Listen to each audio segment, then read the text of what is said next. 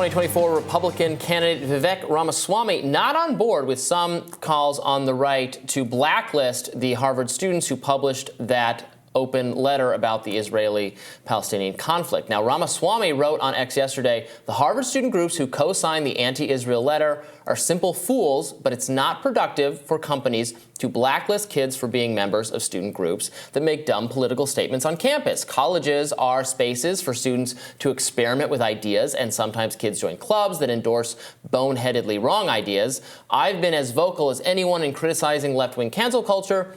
It's bad, but it's bad no matter who practices it. It wasn't great when people wearing Trump hats were fired from work. It wasn't great when college graduates couldn't get hired unless they signed oppressive DEI pledges. It's not great now if companies refuse to hire kids who were part of student groups that once adopted the wrong view on Israel. This statement comes during the same weekend that a New York councilwoman showed up to a rally for Palestinian victims for violence with a gun. The rally took place on the Brooklyn College campus, and Councilwoman Inna Vernikov showed up showcasing a gun underneath her clothes, according to pictures and witnesses present. I agree. I think it's great for Vivek to be speaking up here and being consistent about cancel culture, actually, because I agree with what he says. Totally fine to criticize what the student said. A lot of people have done that. I did that very strongly. But, you know, it's not, is it really helpful? Does it help anyone? If you want to change somebody's mind or you know, get them to grow up or adopt a different perspective, is like totally ruining their job prospects for all time really useful. And he points out, either he did or someone else, that, like, you know, a lot of the beloved conservative intellectuals started out as like leftists on college campuses. That was true of Thomas Sowell. I think we're going to get into that, because the second part of the story is how it's kind of divided the culture warrior factions on the right on Twitter. But just to point out, I think part of what has caused people to back off the Harvard students is how intense the escalation against them was. Obviously, Larry Summers came out and said that this was the most ashamed he'd ever been to associate with Harvard, which many of us could think of a lot of other points in time that he should have been ashamed of. But even he had to walk those statements back because other things happened. A doxing truck was driven around the campus with the names of all the students who were members of the groups that signed on to the letters, with a giant video screen on the sides and the back of the truck that displayed the words "Harvard's leading anti-Semites" in Gothic script over a slideshow of the Harvard students' headshots and names in bold. Yeah, this seems like it's overkill. I think it's frankly overkill. That's what Vivek said, and he's right. But there was, as you point out, further debate on this point. Political commentators Megyn Kelly, Daily Wire commentator Candace Owens found themselves in a social media throwdown over exactly this, college students protesting against Israel. Kelly first responded to Ramaswamy's statement, writing, "If they are not persuaded that murdering babies is wrong, there's no persuading them. We don't hire those who do the killings, and we don't hire those who applaud the killers while the savagery is underway. If you're open to hiring one of these lunatics, though, good to know." Then the argument ensued with Candace Owens writing, "Oh, stop it. This is incredibly disingenuous, Megyn.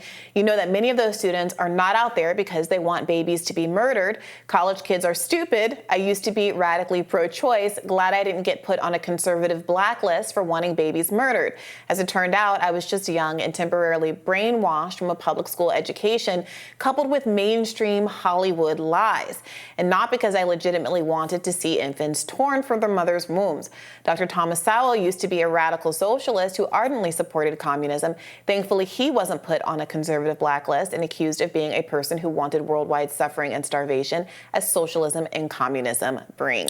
Then Megyn Kelly responded, "Being liberal is not the same as taking to the streets to cheer murdered babies and blame said murderers on the victims. But you go ahead and hire as many of them as you want, Candace. I'm sure the Real Daily Wire will love that." Real Daily Wire being it's weird to be on the Candace side in this one, and it's I never tire of 99% of countries being capitalist, including the vast majority of places where people are starving and getting their heads blown off. But it's communism. It's always communism. So communism is what brought down Sudan and Somalia. But all that aside, it is nice to see at least some diversity of opinion about this particular issue and not a kind of scorched earth approach. Yeah, I think cancel culture is it's very important to push back on. We don't like blacklisting. I don't like people getting fired for their views, particularly if they're not in a profession where having views is the profession.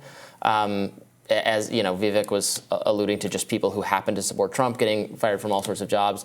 That's something so many on the right have spoken out against, and principled people on the left and other places. So let's not get over our skis. I mean, I run into this sometimes with criticizing. I think a lot of the activism, the statements, the editorials written by college students are dumb, and we make fun of them and we call them out. But then, if that results in them getting, sometimes I'm calling them out because they've called for a professor to be fired or something for having the wrong views. But then people then want the students punished for what it's like cancel culture. This just stop. Conflict has revealed so much inconsistency on this issue. And Glenn Greenwald has been a really good and consistent one pointing this out, as you have. But it's really interesting to see the chips fall all over the place. We skipped over the story in the middle of the New York City councilwoman who was arrested after bringing a gun to a pro-Palestine rally at Brooklyn College. So a little bit more detail on that one. She was attending this rally between noon and 3 p.m. where she was observed by several people showing the gun that was in, I believe, her waistband. She filmed herself protesting in front of the crowds. There's a picture of it there, calling them pro-Hamas and saying that she was there to, quote, help Jewish students feel safe. She called the Palestinian supporters, nothing short of terrorists without the bombs. Again, this goes back to the conversation we were having earlier about whether this kind of language incites violence or normalizes violence against people who are supportive of Palestine. If you're calling these students at Brooklyn College nothing short of terrorists without the bombs, as she was standing by the protesters, you could see the handgun as we showed in that picture. And then once people took pictures of it and apparently reported it, the police were notified, and she was arrested and submitted her. She was licensed to carry, but it is illegal to carry a firearm at a school. I mean, sure, you have to follow whatever the laws are with respect to firearms. I don't know what the pro-Palestinian side was saying in that rally. Obviously, I've criticized and shown footage of rallies that I think went well beyond just calling attention or support for the plight of the Palestinians. I have no idea what was going on there, and I support people's right to responsibly carry firearms, but it sounds like she wasn't responsibly carrying a firearm because you can't do that. So. I would go as far as to say, one, that there's absolutely no evidence that a pro-Palestine rally had anything bad that was said at it, and the implication that it... No pro-Palestine rally anywhere? No, that this one, there was no evidence whatsoever, so even raising that implication seems to already be a tacit smear of this particular event. Moreover, even if they were saying things that I might not personally agree with, it is also against the law in New York to menace people, especially when they're just exercising their right to free speech. So just like those pro-Israel protesters have every right to say that they want to kill every Palestinian, burn Gaza to the ground, if similarly barbaric statements were made, like the barbaric statements that the Israeli protesters were making, pro-Israeli protesters, for pro-Palestinian protesters, they also have a right to do that. We still have free speech in this country. And you have a right to carry a gun. Well, not in a school. Circumstances. And a New York City councilman making the choice to bring a gun, just the optics of that, besides the fact that it was illegal to carry a gun at a school, the optics of her as an elected official brandishing a weapon at a rally does, I think, have some pretty serious speech implications. If we're going to be very concerned about governments reaching out to Twitter, like the government trying to reach out behind the scenes and control the speech on Twitter, having sitting council members come out with guns to patrol the rallies at the kind of speech that they don't personally agree with, also seems to me to be concerning. Let's not over dramatize what this person did. She didn't threaten people with a gun. She carried a gun in a place she wasn't supposed to, and should suffer whatever the consequences for that. But I don't think it's over dramatizing. I think she dramatized it enough when she called the protesters, what was it again? Nothing. Palestinian supporters. You said you admitted she has the right to say whatever she wants to say, and the protesters have the right to say whatever they want to say. And the government has the right to say that they want Twitter not to promote certain kind of accounts and language. Well, I don't know. That's the right to say what they want to say. That's what we're adjudicating that in court right now. So, and she's a member of local government.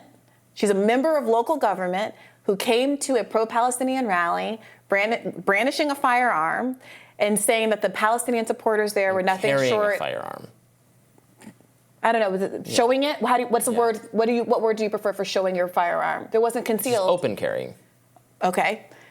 Flashing her firearm to the public so it was known that she had a firearm, and saying nothing, that the people there, that the students, the kids there at Brooklyn College were nothing short of terrorists without the bomb. That's a New York. Using the Second Amendment and the First Amendment at the same time is not illegal, but it quite literally was illegal because she was arrested for carrying a firearm. I don't know in a if their school grounds. whatever local policy they have there stands up to the Second Amendment scrutiny, but I guess we'll find out if she wants to make a thing of it. We're rising for you right after this.